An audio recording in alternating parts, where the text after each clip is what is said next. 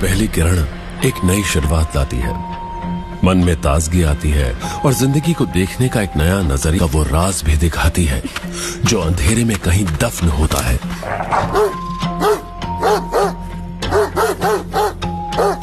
बोंजो, अरे कोई नहीं है वहाँ।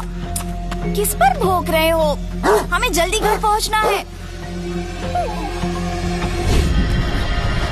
बोंजो, चलो जल्दी चलो, हमें घर जाना है। हाँ ठीक है, चलो चलो चलो चलो जल्दी चलो, जल्दी जल्दी। बोंजो अंदर बैठो।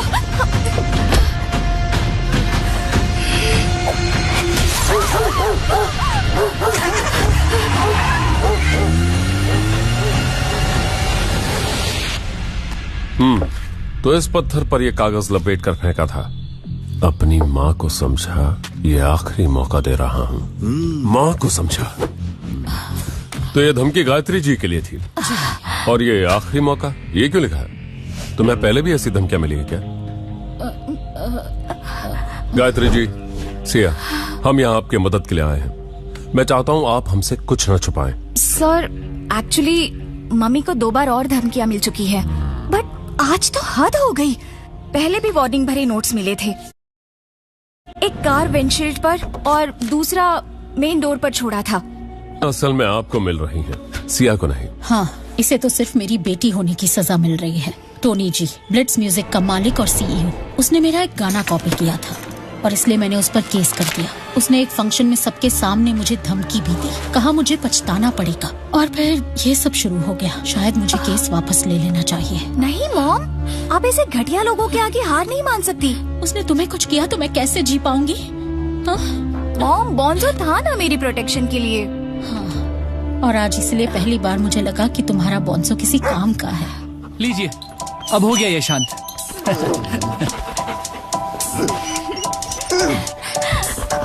बोंजो, कम।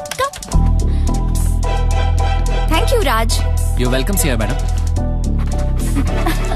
इनका प्यार तो अलग ही लेवल का है। गायत्री जी, लगता है आपको डॉग्स पसंद है। मॉम बस डॉग्स के साथ थोड़ा अनकंफर्टेबल हो जाती है और हमें देखकर बहुत खुश होती है।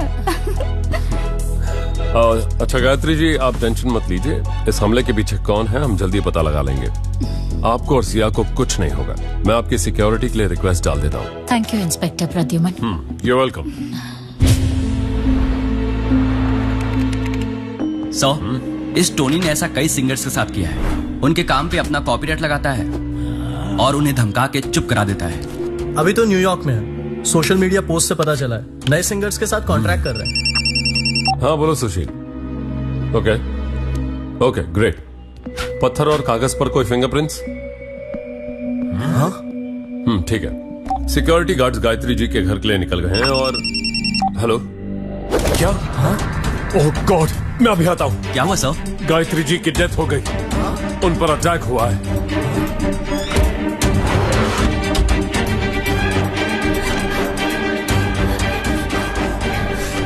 कैसे हुआ है सब? गायत्री जी पर बोंजो ने हमला कर दिया।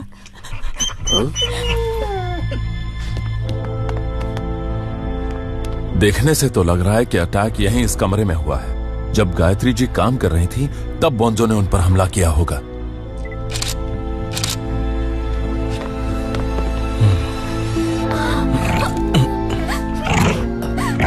छोड़िए सर, मैं हृदय, सिया का बॉयफ्रेंड। सिया और मैं तो कॉफी के लिए बाहर गए थे।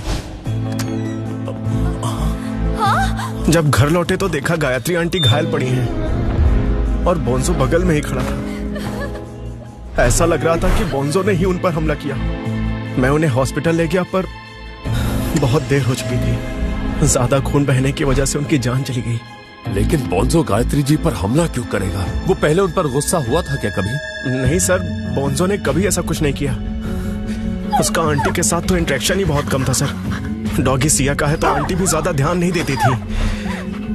पता नहीं सिया पर इसका क्या असर होगा। आप ठीक है ना सर? सुबह बोंजो को जब देखा तो लगा नहीं कि वो दोपहर को कुछ ऐसा कर देगा। सर, मुझे अब तक विश्वास नहीं हो रहा है। एक डॉगी ने अपने ही घर में किसी की जान ले ली। कॉमन नहीं है, पर ऐसा पहले भी हुआ है। बोले तो अजीब बात है।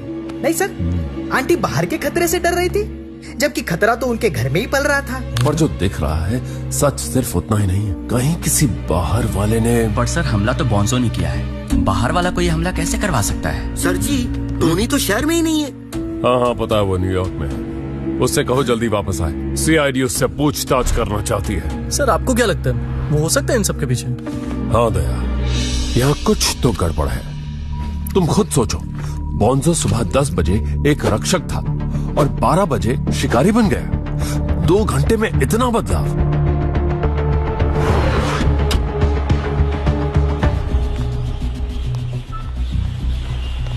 सिया बेटा, खाना लाई हूँ, खा लेना बेटा।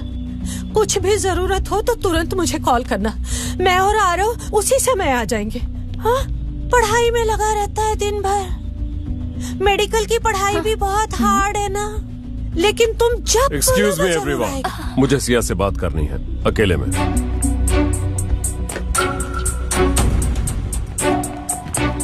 सिया, मेरे जाने के बाद कल क्या हुआ था? उसका दिन कैसा रहा? गायत्री जी पर हमला करने के लिए बॉन्जो जरूर ट्रिगर हुआ होगा। रूटीन तो हर दिन जैसा ही था।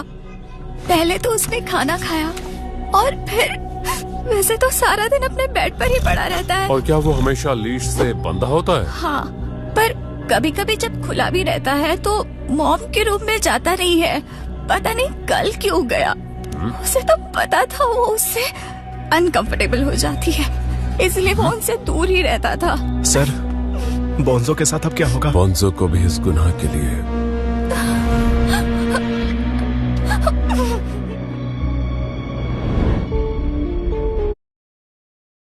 गायत्री जी की बॉडी के बाइट मार्क की जो फोरेंसिक रिपोर्ट आई है उसमें मुझे कुछ तो अजीब लग रहा है।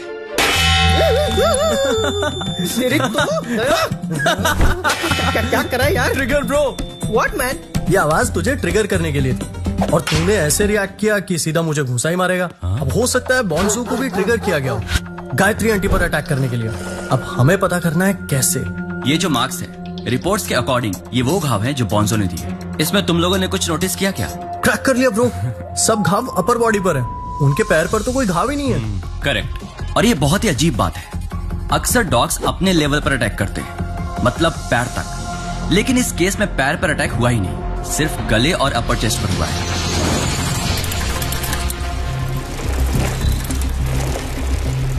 देखो इंस्पेक्टर, तुम बहुत लकी हो कि मैं तुम पे कोई चार्जेस नहीं लगा रहा। So don't test my patience and just back of.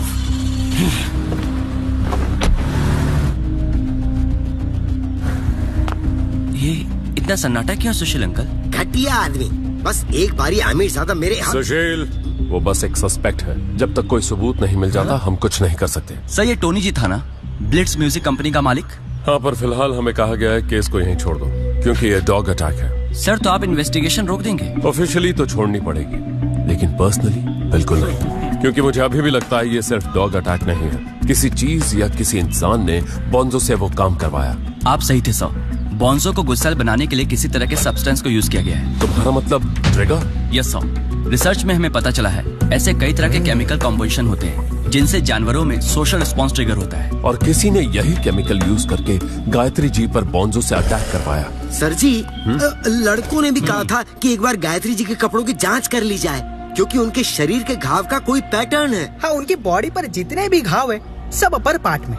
बोले तो उनके पैर और हाथ पर कोई अटैक ही नहीं हुआ। And as per me, dogs अक्सर वही हमला करते हैं ना। जिन जगहों पर बोन्जो ने काटा था उन्हीं जगहों पर परफ्यूम लगा था। बोले तो ये बोन्जो को उसका परफ्यूम पसंद नहीं आया क्या? नहीं, मुझे लगता है गायत्री जी के परफ्यूम में वो केमिकल डाला गया होगा और उन्होंने वो स्प्रे किया होगा, और इसीलिए बॉन्जो ने उन्हें सिर्फ उन पॉइंट्स पर अटैक किया जहां पर वो परफ्यूम छिड़का गया था। लेकिन सर, हम इस बात को प्रूफ कैसे करेंगे? अब ये पता करने का तो बस एक ही तरीका है।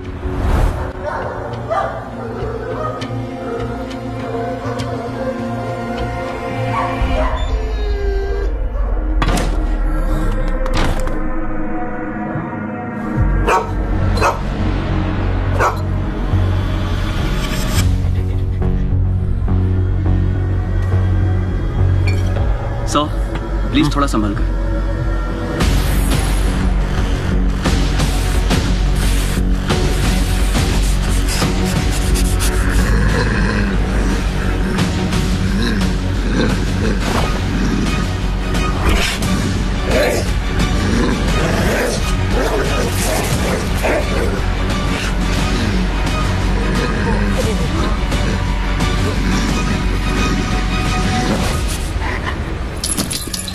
Good boy Bonjo, good boy.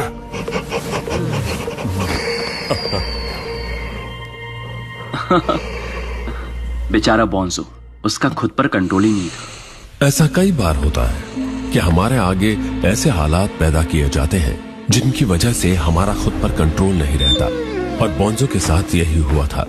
कितने जालिम होंगे वो लोग जिन्होंने अपने बुरे इरादों के लिए बेजुबान जानवर को यूज किया। सर जी, फॉरेंसिक वालों ने परफ्यूम चेक किया, उसमें मिलावट है। कुछ फेरोमोन्स करके केमिकल है, वो मिलाया गया है। मतलब किसी ने ये सब गायत्री जी को ही नुकसान पहुंचाने के लिए किया। और रिसर्च के हिसाब से फेरोमोन्स पे रिएक्ट करने के लिए किसी ने बोंजो को ट्रेन किया होगा।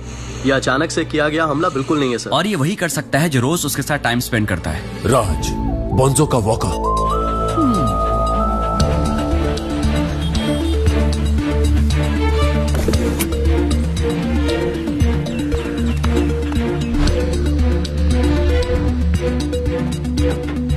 ये कार तो ब्लिट्स म्यूजिक के ओनर टोनी की है। राज टोनी से बात कर रहा है?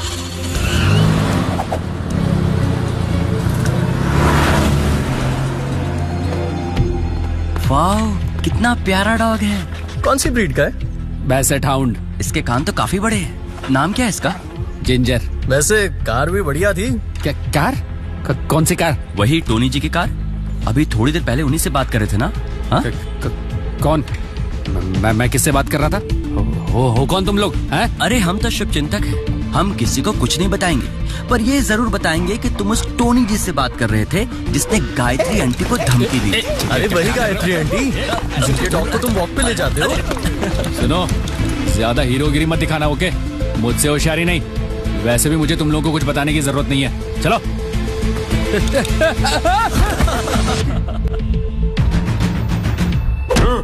सर मैं सच कह रहा हूँ सर, मेरा इस अटैक में कोई हाथ नहीं है। मैंने बस धमकी भरे नोट्स भेजे थे सर। मुझे पैसों की जरूरत थी और जब टोनी ने मुझे काम दिया तो मुझे इसमें कुछ गलत नहीं लगा सर। लेकिन जब गायत्री आंटी के साथ ऐसा हुआ तो मुझे बहुत दुख हुआ सर। और मैं ये सब नहीं करना चाहता था सर, इसलिए मैं आज टोनी से मिला और उसका काम करने से मना कर दिया। तो तुम्हें परफ्यूम या केमिकल्स के बारे में कुछ नहीं पता?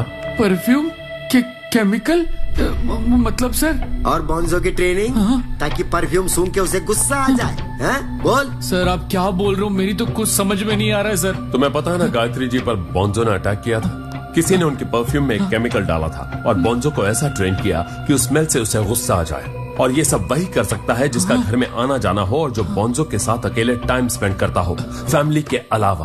और वो सिर्फ तुम।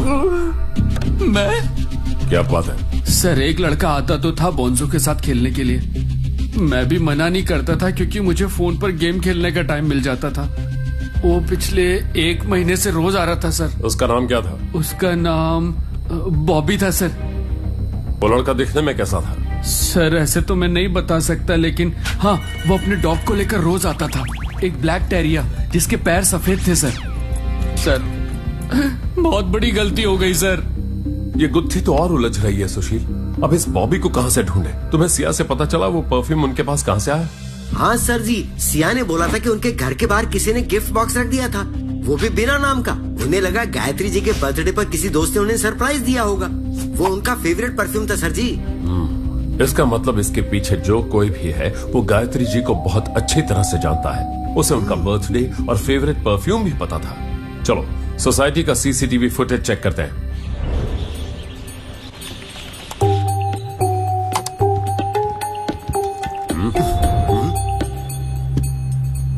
दया, तुम्हें सीसीटीवी फुटेज का एक्सेस कैसे मिला?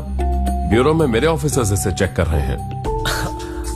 सर एक्चुअली वो आपने अभी तक अपना पासवर्ड चेंज नहीं किया, तो मैं अभी भी आपका मेल एक्सेस कर सकता हूँ। मैं बस आपके ऑफिसर से पहले फुटेज चेक करके देखना चाहता था कि इसके पीछे कौन है। तो क्या पता चला अब तक तुम्हें? यही कि उनके घर के बाहर कोई कैमरा नहीं लगा हुआ। ये एक ब्लाइंड स्पॉट है, लेकिन उनकी सोसाइटी में 4 कैमरा लगे हुए हैं। उस दिन रात के 8 बजे से पहले 6 कोरियर बॉयज और 9 फूड डिलीवरी बॉयज आए थे। हो सकता है इनमें से किसी ने वो गिफ्ट वहां रखा हो। अब बस ये पता लगाना है कि इनमें से कौन हो सकता है। सब पार्क में किसी ने उस डॉग को पहचाना? नहीं, और ना ही सिया किसी बॉबी नाम के आदमी को जानती है। उसने अपना फेक नेम बताया होगा। सर टेरिया ब्रीड के डॉग्स बहुत ही एक्सपेंसिव होते हैं, तो उसके ओनर ने उसे जरूर रजिस्टर किया होगा। इसीलिए मैंने सिटी डॉग रजिस्ट्री को मेल किया है। अगर डिस्क्रिप्शन से मिलता हुआ कोई डॉग इस एरिया में रजिस्टर्ड है तो वो हमें बता देंगे। सर, इस बाइकर को देखिए जिसने लाल हेलमेट पहना हुआ है।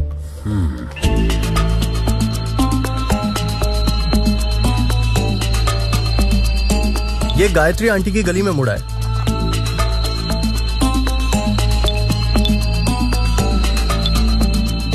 इसके लेफ्ट पॉकेट में देखिए कुछ रखा है, शायद बॉक्स जैसा कुछ है। उसके बाद ये दिखा नहीं। फिर 2 मिनट बाद वो वापस यहां से निकल रहा है, लेकिन अब उसका पॉकेट देखिए, कुछ नहीं है, बॉक्स गायब। चेहरा तो हेलमेट से ढका हुआ है। सुशील, बाइक का नंबर ट्रैक करो। हाँ सर जी, वही कर रहा हूँ। क्या तुम्हें कुछ और मिला अभिजीत? यस सर, जिस एरिया को हम ढूंढ रहे हैं वो डीनो फ्रैंक का है। उसका एड्रेस? पास के एरिया में ही रहता है सर। पता चल गया सर जी, डीनो फ्रैंक की बाइक है ये। गायत्री जी के घर से बस 2 सोसाइटी आगे है इसका घर, और नीचे की कॉफी शॉप भी इसी की है, और उसी के ऊपर है इसका घर।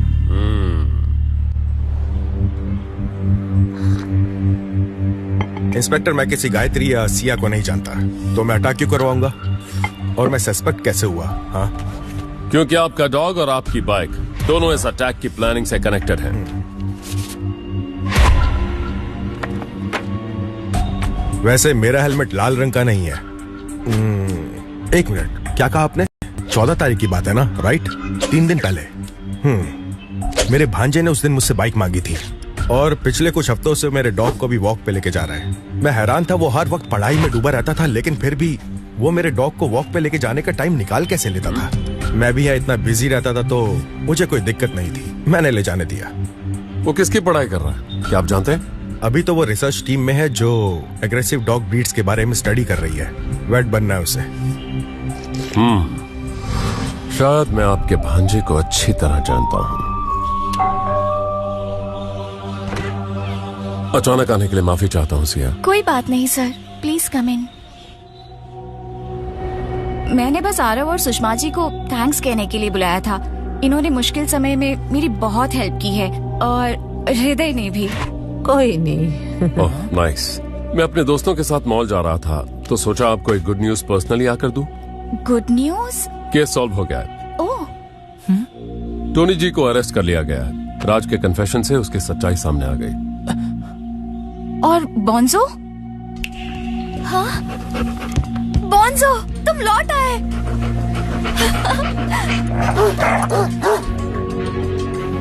इधर आओ बड़ी। बोंजो ने तुम्हारी मॉम पर अटैक नहीं किया। एक्चुअली ऐसा लग रहा था कि बोंजो ने हमला किया है, पर सच कुछ और ही था। Thank God. मॉम जिंदा होती तो ये जानकर उन्हें सुकून मिलता कि बोंजो ऐसा नहीं है। ये वो चीजें हैं जो हम क्राइम सीन से ले गए थे सिया। केस सॉल्व हो गया, तो हम आपको ये वापस करने आए हैं। ये तो मॉम का फेवरेट परफ्यूम था। नहीं, रुक जाओ सिया, ये परफ्यूम मत लगाना।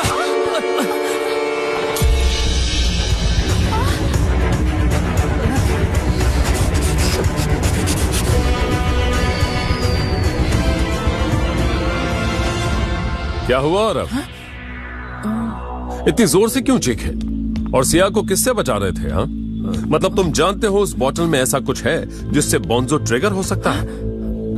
इस बोतल में पानी है आरव। क्या? और ये एक ट्रैप था। इंस्पेक्टर प्रद्युम्न ने मुझे पहले ही सुषमा आंटी और तुम्हें बुलाने के लिए कहा था। ये सब क्या हो रहा है? मैं बताती हूँ। आपके बेटे ने मेरी मॉम को मारा है आंटी। क्या बकवास है ये? सिया सच कह रही है। आरव ने ही ये परफ्यूम की बोतल प्लान करके गायत्री जी को गिफ्ट में दी, और इसमें ऐसा केमिकल रखा जिससे बोंजो ने उन पर अटैक किया। मैंने सही कहा ना आरव? आरव, बेटा बता दो इन सबको, इन्हें कोई गलतफहमी हुई है। बोलो बेटा, बोलो। आपका बेटा पढ़ाई तो कर रहा था, लेकिन पढ़ाई को गलत तरीके से अप्लाई कर रहा था। क्यों आरव? तुमने अपनी रिसर्च लैब से वो केमिकल चुराया और फिर बॉबी बन के 1 महीने तक बोंजो को ट्रेन किया ताकि बोंजो उस परफ्यूम पे रिएक्ट कर सके, है ना? क्यों किया तुमने ऐसा? क्या दुश्मनी थी तुम्हारी गायत्री जी से? क्यों ली तुमने उनकी जान?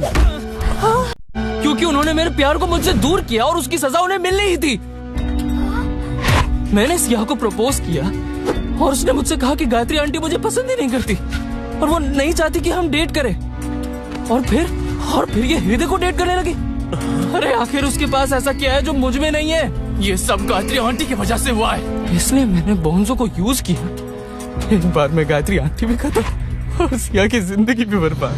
मैंने तुम्हें कभी उस नजर से नहीं देखा था आरव। मैं बस तुम्हें हर्ट नहीं करना चाहती थी और इसीलिए मैंने तुम्हें मम्मी का रीजन दिया था। मुझे नहीं पता था मेरे मना करने पर तुम इस हद तक चले जाओगे।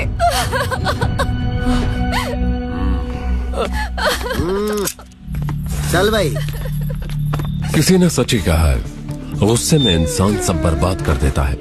जैसे आरव की बदले की भावना ने उसकी पूरी जिंदगी बर्बाद कर दी, जिसका जिम्मेदार वो खुद है।